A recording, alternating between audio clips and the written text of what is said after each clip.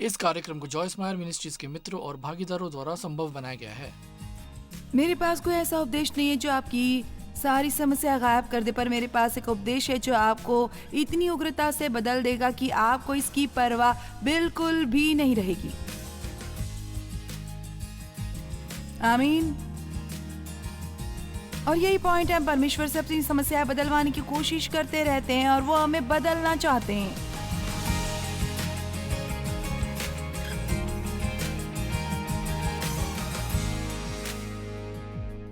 Israeli 18 साल तक किसी बात के बारे में टाल मटोल करते रहे जिसे परमेश्वर ने उनसे करने को कहा था।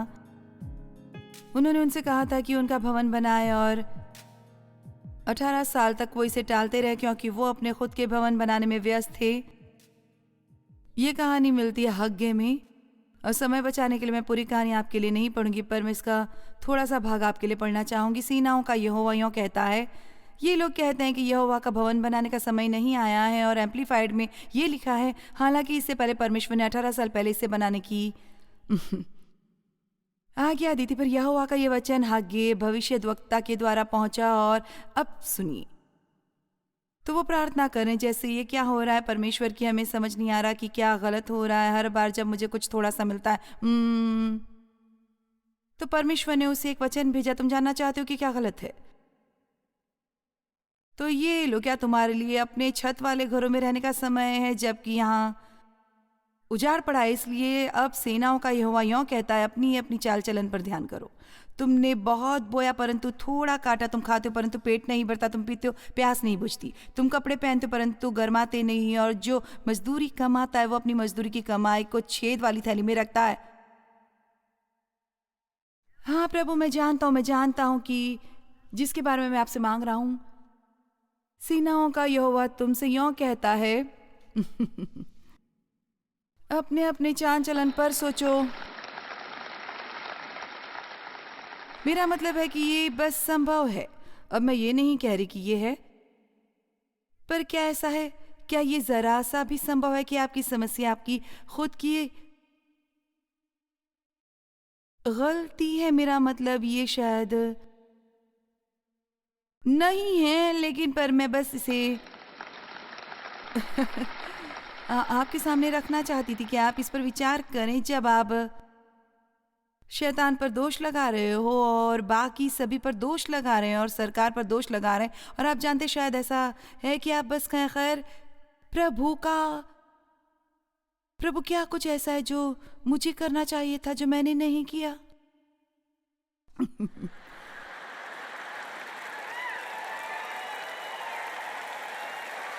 इस पर विचार करने की सख्त जरूरत है। आमीन। उस औरत की समान हुई है जो 7वीं बार विवाह कर रही थी, और ये असल में सच है। वो अपने पास्टर के पास आई और कहा, अभी इस शनिवार में 7वीं बार विवाह कर रही हूँ और मुझे ज़रूरत है कि प्रार्थना करें कि ये व्यक्ति मेरे से अच्छा व्यवहार करेगा। और प्रभु का धन्यवाद हो, ये एक पास्टर था जिसमें कुछ थोड़ा सा साहस था, और उन्होंने उसकी ओर देखा और कहा, खैर क्योंकि तुम इन 7 भाइयों में से एकमात्र मुद्दा हो तो बेहतर होगा कि तुम्हारे लिए प्रार्थना की जाए, उन आदमियों के लिए नहीं।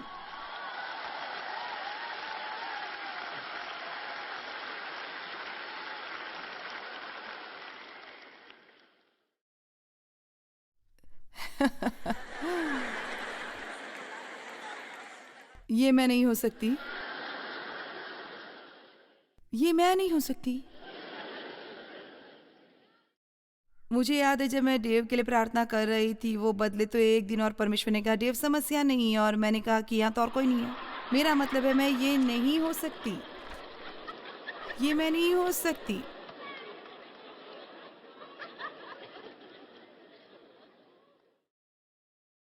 ओके, बाइबल में मेरा पसंदीदा व्यक्ति है यूहन्ना अध्याय 5 वचन 2 से 8। यरूशलेम में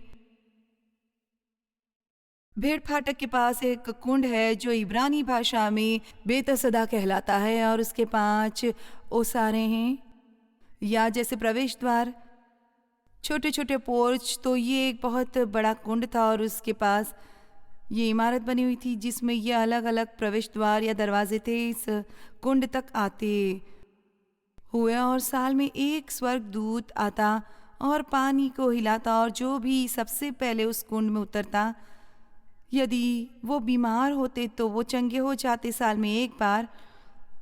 और चलिए, इनमें बहुत से बीमार, अंधे, लंगड़े और सूखे अंग वाले पानी के हिलने की आशा में पड़े रहते थे।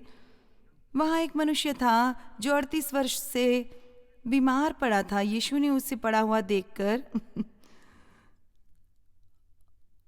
और जानकर कि वो बहुत दिनों से इस दशा में पड़ा है, उससे पूछा, क्या तू चंगा होना चाहता है? अब क्या ये अजीब सवाल नहीं है, पर देखिए इसके साथ बहुत कुछ और जुड़ा था। मेरा मतलब है, यीशु असल में कह रहे थे, क्या तुम सचमुच वो करना चाहते हो जो तुम्हारे जीवन को व्यवस्थित कर दे? तो क्या मैं बस तुम्हारे सुंदर से सिर पर थोड़ा थपथपा दूं और वो सबसे अच्छे वचन कहूं जो मैं जानता हूं कैसे? क्या आप वो करने को राजी हैं जो आपको करने की जरूरत है अपने जीवन को व्यवस्थित करने के लिए?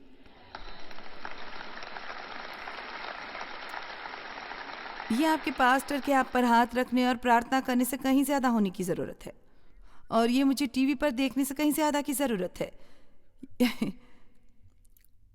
ये कॉन्फ्रेंस में से कहीं ज्यादा की जरूरत है। ये आसान है, आपको बस यही करना है कि आप बस बैठे रहें और हंसे जब मैं थोड़ा फनी हूं, और कोशिश करें ना रोएं। उस खूबसूरत संगीत को सुनिए। माय गॉश, इस सप्ताहांत हम आपके लिए सबसे बेहतरीन लाए हैं। पता है, ये संगीत माय गुडनेस, मुझे ये सचमुच उपदेश मिला और ये मुफ्त था। मेरा मतलब है, आपको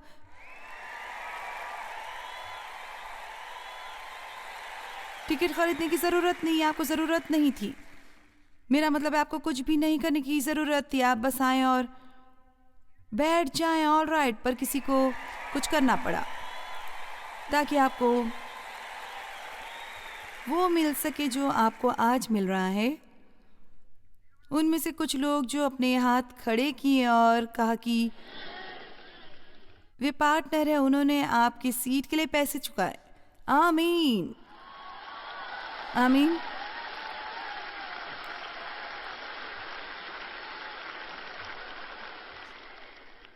और फिर आप ताली बजाते हैं, आप प्रशंसा करते हैं, ये बढ़िया है। ये हमेशा एक अद्भुत कॉन्फ्रेंस रही है, बस अद्भुत। पर कॉन्फ्रेंस जब खत्म हो गई, अभी तो नहीं, पर जब दोपहर हो जाएगी आप कहेंगे, खैर कॉन्फ्रेंस तो खत्म हो गई, और फिर आपको नहीं मिलेगा ये म्यूजिक, ये लाइट, ये मीडिया। आपको घर जाना पड़ेगा उस गड़बड़ी में जिसे आप छोड़कर आए। खैर, मैं आपसे झूठ नहीं बोलूंगी, मेरे पास कोई ऐसा उपदेश नहीं है जो आपकी सारी समस्याएं गायब कर दे, पर मेरे पास एक उपदेश है जो आपको इतनी उग्रता से बदल देगा कि आपको इसकी परवाह बिल्कुल भी नहीं रहेगी। आमीन। और यही पॉइंट है, हम परमेश्वर से अपनी समस्याएं बदलवाने की कोशिश करते रहते हैं और वो हमें बदलना चाहते हैं। ओह, मुझे इतना मजा आ रहा है कि मैं बता नहीं सकती। ओके, वापस चलते उस बीमार आदमी पर। क्या तुम चंगा होना चाहता है? उस बीमार ने उसको उत्तर दिया। अब आपको ये देखना होगा, उस बीमार ने उसको उत्तर दिया कि हे प्रभु, मेरे पास कोई मनुष्य नहीं कि जब पानी हिलाया जाए, मेरे पास कोई नहीं जो मेरे लिए करे। तो मुझे कुंड में उतारे, परंतु मेरे पहुंचते पहुंचते दूसरा मुझसे पहले उतर पड़ता है। अब मैंने इस पर बहुत विचार किया, क्योंकि मैं इस आदमी पर पिछले 42 साल से प्रचार करती रही हूँ, और शायद आप तंग आ गए हैं इस आदमी के बारे में सुनते सुनते। पर मैं बस, मुझे इस पर उपदेश देना पड़ेगा, क्योंकि वो वहां पड़ा रहा 38 साल तक। मैं सोचती हूँ कि 38 साल में वो कम से कम रेंग कर तो वहां तक पहुंच सकता था। वो रेंग कर कुंड के बिल्कुल किनारे पर जा सकता था, और उसमें ये रवैया होना चाहिए था। अगले साल कोई भी मेरे आगे नहीं जा पाएगा, क्योंकि जब वो स्वर्गदूत आएगा तो मैं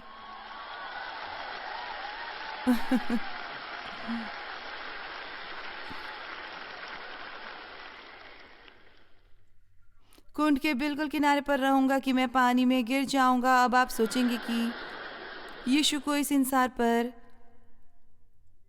तरस आ जाएगा, पर उन्हें नहीं आया।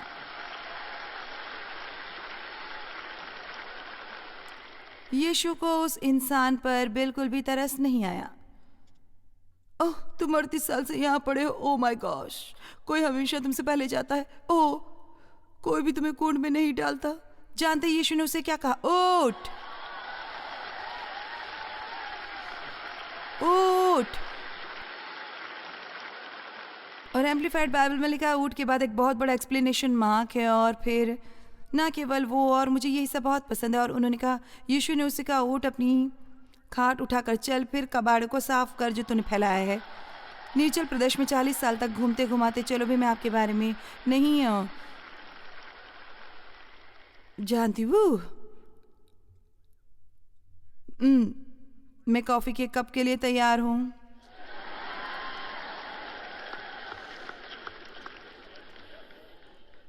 कई बार मैं इस तरह से सोचती हूँ, जब मैं उपदेश दे रही होती हूँ, मैं बस एक कॉफी के कप के लिए तैयार हूँ।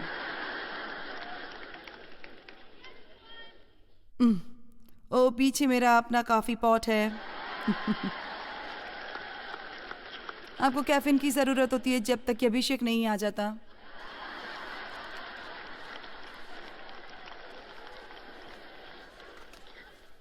अब आपको ये जानकर खुशी होगी कि गलत मानसिकता नंबर 3, मैंने असल में कल रात इसका उपदेश दिया बिना इसकी मंशा लिए। कृपया मेरे लिए सब आसान कर देंगे, क्योंकि मैं इसे बर्दाश्त नहीं कर सकती और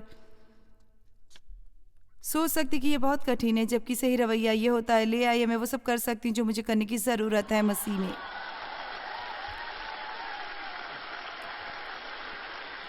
उस किताब पावर थॉट्स में जिसके बारे में मैं आपसे बात कर रही थी, ये उन 12 पावर थॉट्स में से पहला है। और मैं लोगों को प्रोत्साहित करती हूँ कि उनमें से एक लें। इस किताब को पढ़ने में 1 साल लगाएं और उनमें से एक लें और पूरे महीने में उसी पर ध्यान लगाएं। और दिन में 20 बार ऊंचे स्वर में कहें, मैं वो सब कर सकती हूँ जो मुझे करने की ज़रूरत है मसीह द्वारा जो मेरी शक्ति है। मैं डरती नहीं हूँ, मैं हार नहीं मानूंगी, मैं डरपोक नहीं हूँ। मसीह द्वारा मैं वो सब कर सकती हूँ जो मुझे करने की ज़रूरत है। और यदि आप ऐसा करते हैं तो आप उसके लिए तैयार है, जो कुछ भी इसके साथ आएगा। यदि आप में ये धारणा है कि किसी दिन आप जीवन में ये स्थान ढूंढ लेंगे जहां आपको कोई समस्या नहीं होगी, तो फिर शैतान ने सचमुच आपको गुमराह कर दिया है, क्योंकि ये असल में असली ज़िंदगी नहीं है। हमारे जीवन में कुछ ऐसे समय आते हैं जब सब कुछ बढ़िया होता है, और आप जानते हैं कि हमारे जीवन में ऐसे भी मौसम आते हैं और हमें गुजरना पड़ता है। सर्दियों से फिर आती है बाहर और हमें ये पसंद है, फिर आती है गर्मी और ख़ासकर मुझे पतझड़ बहुत पसंद है, और उफ्स, ये फिर से सर्दियाँ आ गई। बहुत से तूफान आते हैं और फोरकास्ट में नहीं होते। आमीन। ये बहुत कठिन है, मैं बस इसे बर्दाश्त नहीं कर सकती। मुझे व्यवस्था विवरण अध्याय 8 बहुत पसंद है, क्योंकि मैं इसे जी रही थी पर समझ नहीं पा रही थी कि मेरे जीवन में क्या हो रहा है। और मेरे कहने का मतलब यह है कि हर बात इतनी कठिन थी। माय गॉश, ओहो, मुझे आज यहाँ खड़ा होना मिल रहा है और मुझे पता नहीं, यहाँ 6 से 7 हज़ार लोग यहाँ हैं और ये बहुत बढ़िया। और पर क्या आप जानते हैं, हमने 5 या 9 लोगों की मीटिंग की है। हमने बर्फानी तूफान में भी मीटिंग की है, 9 लोग, और उनमें से 5 लोग मेरे साथ आए थे। मेरा मतलब है, मेरे हर बैंक्वेट सेंटर में उपदेश दिया है जहां आपको जाकर पिछली रात के बैंक्वेट्स का फर्श साफ करना होता है। मैंने ऐसे चर्चों में उपदेश दिया है जो इतने मुर्दा थे कि आप 5 घंटे तक चिल्ला सकते थे और किसी के चेहरे पर मुस्कान नहीं आती थी। मुझे याद है वो साल जब डेव और मैं गाड़ी चलाकर जाते थे और हाईवे पर जाकर कार के पीछे एक छोटा सा बबल ट्रेलर लगाकर, और हमारे पास होटल में ठहरने के लिए भी पैसे नहीं थे, हम किसी फास्ट फूड के पार्किंग लॉट में गाड़ी खड़ी करते और डेव थोड़ी सी नींद लेता ताकि वो ड्राइविंग ख़त्म कर सके मुझे घर लाने के लिए। और वे कुछ अच्छे दिन थे। हमने परमेश्वर की ओर से बहुत से चमत्कार देखे। परमेश्वर के सिवाय हमारे पास कोई नहीं था। जब यही आपके पास हो तो आपको क्या चाहिए? आमीन।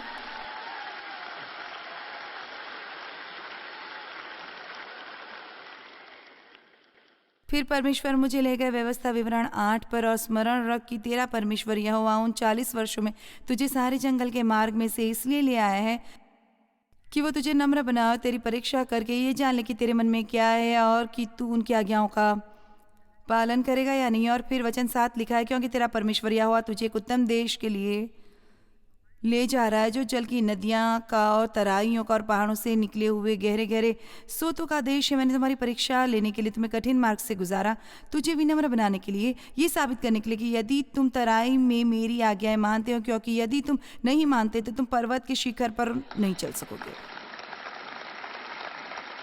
हाँ, क्या तुम समझ रहे हो क्या मैं कह रही हूँ?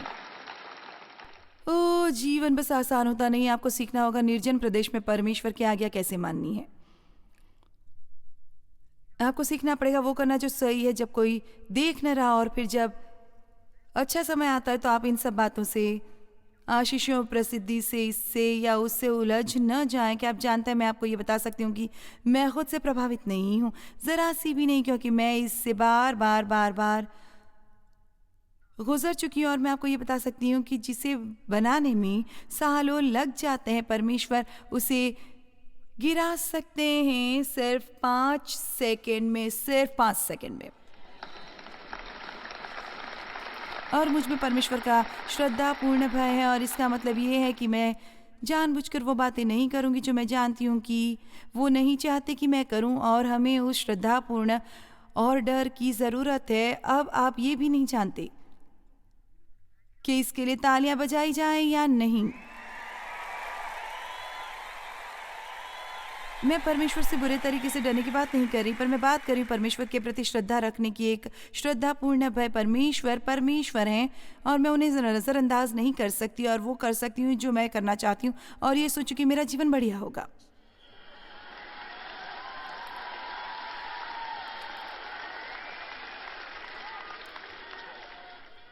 एक पत्रस 4:12 के बारे में क्या, इस रवैये के बारे में क्या? ओ, मैं इसे सहन नहीं कर सकती, ये कठिन है। नहीं, मैं वो कर सकती हूँ जो कुछ मुझे करने की ज़रूरत है। मैं हार नहीं मानूंगी, मैं घुटने नहीं टेकूंगी। 1 पत्रस 4:12, हे प्रियो, जो दुख रूपी अग्नि तुम्हारे परखने के लिए तुम में भड़की हो कि मेरी ओर देखिए, मैं आपको कुछ बताना चाहूँगी। आप कभी जान नहीं पाते कि सचमुच आपको क्या मालूम है जब तक कि आपकी परीक्षा नहीं होती। मेरा मतलब है कुछ लोग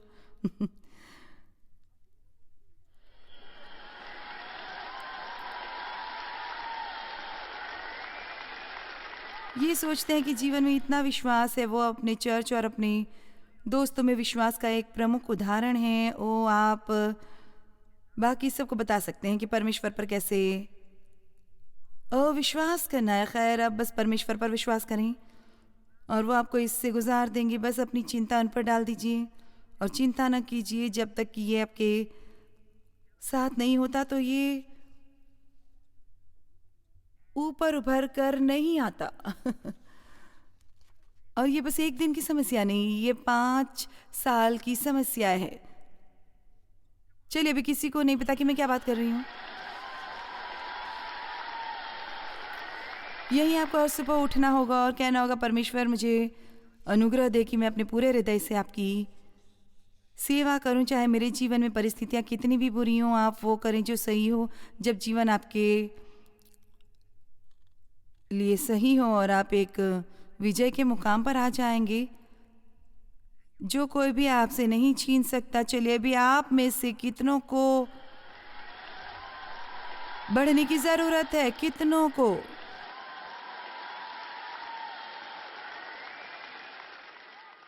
मरकुस अध्याय 4, 35, 38। उसी दिन जब सांझ हुई तो उसने उससे कहा, आओ हम पार चले पहला उपदेश का कसर जो मैंने पहली बार सुना था वो इन्हीं शास्त्र वचनों से लिया गया था, और वे भीड़ को छोड़कर जैसा वो था वैसा ही उसे नाव पर साथ ले चले, और उसके साथ और भी नावें थी। अब ये याद रखें कि यीशु ने कहा था आओ हम पार चलें। तब बड़ी आंधी आई और लहरें नाव पर यहाँ तक लगी कि वो अब पानी से भरी जाती थी, और वो आप पिछले भाग में गद्दी पर सो रहा था। क्या आपको लगता है जब आपको परमेश्वर की ज़रूरत है तो वो सो रहे हैं? तब उन्होंने उसे जगाकर उससे कहा, हे गुरु, क्या तुम्हें चिंता नहीं कि हम नाश हुए जाते हैं?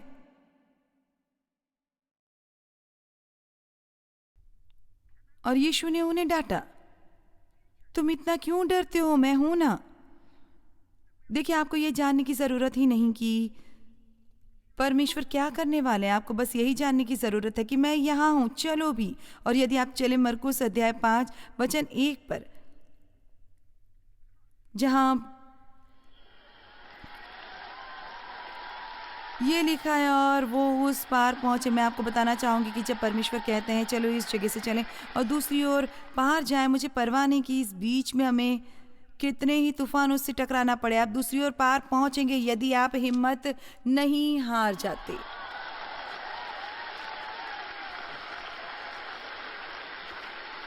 जानते, शुरुआत करनी आसान होती है। शुरुआत के लिए हर कोई उत्साहित होता है, मैं अपने जीवन को उत्साहित करूंगा। भाई, मैं उसे जॉय स्मार्ट कॉन्फ्रेंस में गया था, पर उसने मुझे इतना उत्साहित कर दिया, और अभी आपको बता दूं कि हालात बदलने वाले हैं।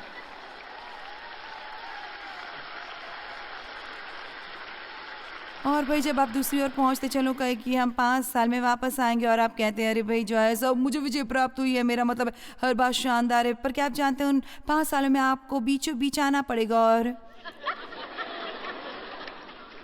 यही हम लोगों को गवा देते हैं बीचों बीच। और फिर वहाँ बाहर आते हैं और आपके पास वहाँ म्यूजिक नहीं है, और आपके पास ये नहीं है, वो नहीं है, कुछ नहीं है। और फिर अंतिम शास्त्र वचन मत्ती 20:20-22, तब जल्दी से पुत्रों की माता ने अपने पुत्रों के साथ उसके पास आकर प्रणाम किया और उससे कुछ मांगने लगी। उसने उससे कहा तो क्या चाहती है? वो उससे बोली, ये क्या है कि मेरे ये 2 पुत्र तेरे राज्य में, एक तेरे दाहिनी और तेरे बाएं बैठे। यीशु ने उत्तर दिया, तुम नहीं जानते कि क्या मांगते हो। जो कटोरा मैं पीने पर हूं, क्या तुम पी सकते हो? क्या आप इसे समझ सकते हैं? वो कह रहे हैं कि ठीक है, तुम्हें सम्मान का वो स्थान चाहिए तो तुम्हें कुछ बातों से गुजरना पड़ेगा उसे पाने के लिए। आमीन आमीन आमीन आमीन। हाँ, मैं अभी यहाँ खड़ी हूँ और मैं दुनिया भर के टीवी पर हूँ, और ये इतना बढ़िया हूँ। मैं आपको कुछ बताना चाहूँगी। मुझे याद है कि मैं कहाँ हुआ करती थी। मुझे वो 40 साल याद है, और इसलिए मैं केवल परमेश्वर से ही प्रभावित हूँ, खुद से नहीं, क्योंकि मैं जानती हूँ जो मैं कर रही हूँ वो शुरू से आखिर तक परमेश्वर ही है। किसी भी तरह मैं ये नहीं कर सकती यदि वो मेरे साथ नहीं होते, बिल्कुल भी नहीं। चलो अपने पाँव पर खड़े हो जाओ। ठीक है, वू। चलो अभ्यास करें, कहिए मैं कर सकती हूँ, मैं कर सकता हूँ जो मुझे करने की जरूरत है, मसीह द्वारा जो मेरी शक्ति है।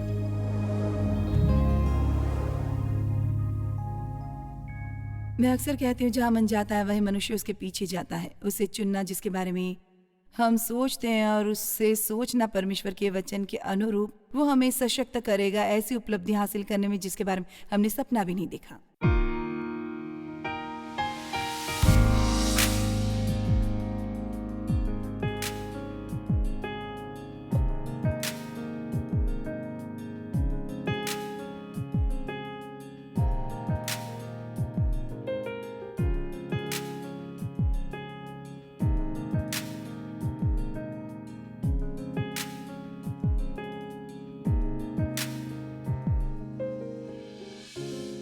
इस कार्यक्रम को जॉयस मायर मिनिस्ट्रीज के मित्रों और भागीदारों द्वारा संभव बनाया गया है।